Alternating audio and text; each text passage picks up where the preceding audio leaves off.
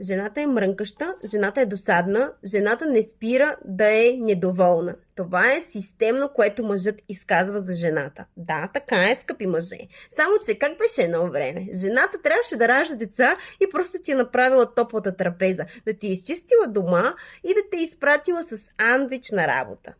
Или на нивата най-вече, защото едно време хората са работили на нивата. Днес какво става? Жената гледа децата. Жената трябва да ги износи, да ги роди, да ги води до училище, да пише домашни с тях, да се грижи за тях. Жената трябва да сготви, жената трябва да напазари, жената трябва и да работи, защото мъжът днес не може да се справя с разходите си.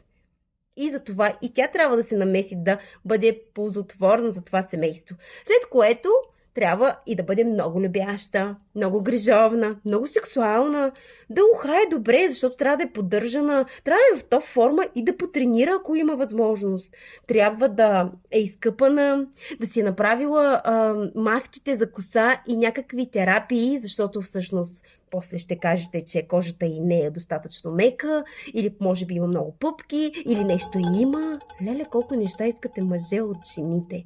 Само, че замислите ли се, защо жената става мрънкаща, досадна и вечно е недоволна? Дали тези всички неща не я умарят? Дали тези всички неща не я напрягат? Дали не е писнало да прави 265 неща, а ти просто да ходиш на работа и да се прибираш и да искаш още и още от нея?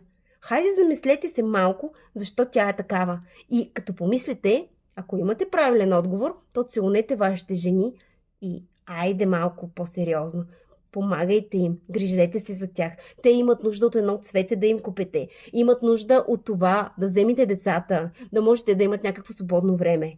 Жената има нужда от почивка, че да не бъде мрънкаща, досадна и недоволна. Разберете го най-накрая.